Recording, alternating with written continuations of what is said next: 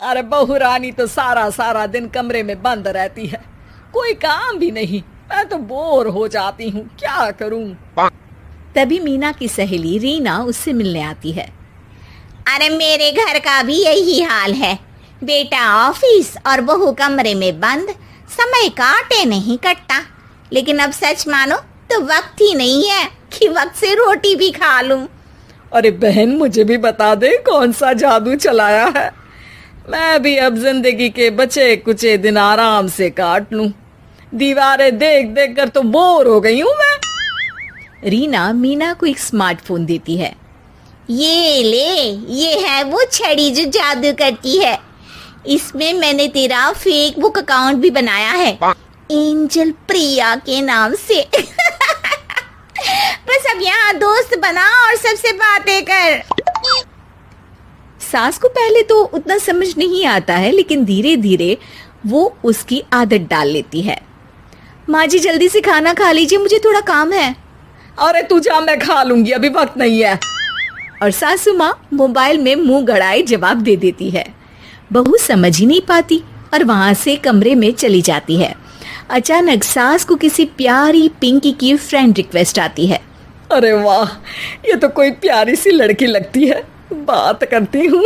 सास friend request अपनाकर बात करने लगती है। अब क्या था, सास सारा दिन उस सहेली से बात करती, अपनी कहती उसकी सुनती। एक दिन सास फोन पर ही सरगड़ाए। अरे बहू, जरा मंदिर के लिए थाली सजा दे, आज कीर्तन है। बहू फोन पर किसी को मैसेज टाइप करते कहती है। माँ जी क्या है, अब मुझे क्या पता कि आपको कौन कौन से भगवान की पूजा करनी होती है। तभी सास के पास कोई मैसेज आता है। अच्छा अच्छा ठीक है, रहने दे, मैं ही कर लूंगी। अब मैंने मना थोड़ी ना किया है, कर देती हूँ मैं। अब मैंने भी बोला ना कि थोड़ी देर में बात करती हूँ, तो मैं ही कर लेती हूँ, तू जा अपने कमरे में। बहू वहां से चली जाती है। सास मंदिर पहुंचती है और मंदिर की सीढ़ियों पर बैठकर सास फोन पर लिखती है। अरे मेरी बहू सारा दिन अपने कमरे में बैठी रहती है। वहां से रिप्लाई आता है। मैं आपकी बहू को तो जानती नहीं हूँ, लेकिन हाँ एक बात है, हो सकता है आपने उसे ताने दिए होंगे या फिर उसका दिल दुखाया होगा। ऐसा करने पर बहुओं का मन ससुराल से हट जाता है। याद रखिए, बहू और बेटी में फर्क होता है। सास घर जाती है और बहू से बड़े ही प्यार से बात करती है, उसके लिए खाना बनाती है, उसे गिफ्ट में साड़ी भी देती है। जिसके बाद अगले दिन, माँ जी चलिए, आज मैं भी आपके साथ मंदिर चलती हूँ, आते वक्त भोले भैया के गोलगप्पे खाकर आएंगे। अरे हाँ बहू, ये तो अच्छा है, चलो। सास मन में सोचती है कि उसकी फेक बुक वाली दोस्त कितनी अच्छी है। उसके समझाने से उसे उसकी बहू वापस मिल गई। वो बहू को अपनी दोस्त के बारे में बताने का सोचती है, लेकिन फिर चुप हो जाती है। बहू फोन पर टाइप करती है। मेरी सास मुझे नौकरानी समझती है, एक गिलास पानी तक खुद नहीं लेती। मन तो करता है कि बोल दूं, मैं बहू हूँ, कोई नौकरानी नहीं। वहां से रिप्लाई आता है। देखो, तुम्हारी सास को तो मैं भी नहीं जानती, लेकिन वो बुजुर्ग होंगी। पूरा जीवन उन्होंने घर गृहस्थी चूल्हा चौका में निकाल दिया। और फिर तुम ये भी मत भूलो कि जिस पति पर तुमको इतना गर्व है, उसे भी शिक्षा उन्होंने ही दी है। तो जिसने तुम्हें इतना दिया, क्या तुम उनकी थोड़ी सी सेवा नहीं कर सकती?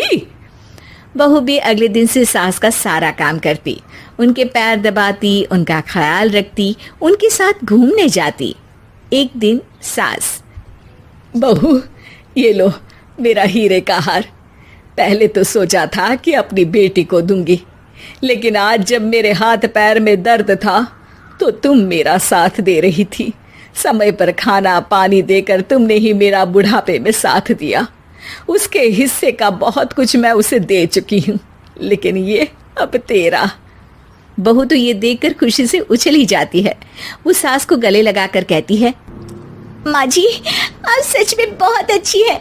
भला हो उस एंजल प्रिया का जिसने मुझे आपसे वापस मिलवा दिया, वरना मैं तो हमेशा आपको गलत ही समझती। मैं तो सोचती थी काश वो एंजल प्रिया मेरी सास होती।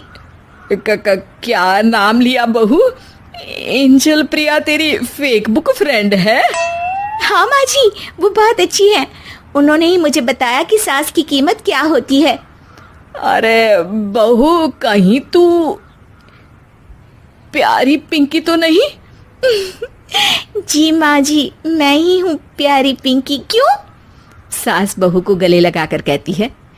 मैं भी यही सोचती थी कि काश प्यारी पिंकी मेरी बहू होती। शुक्रिया बहू।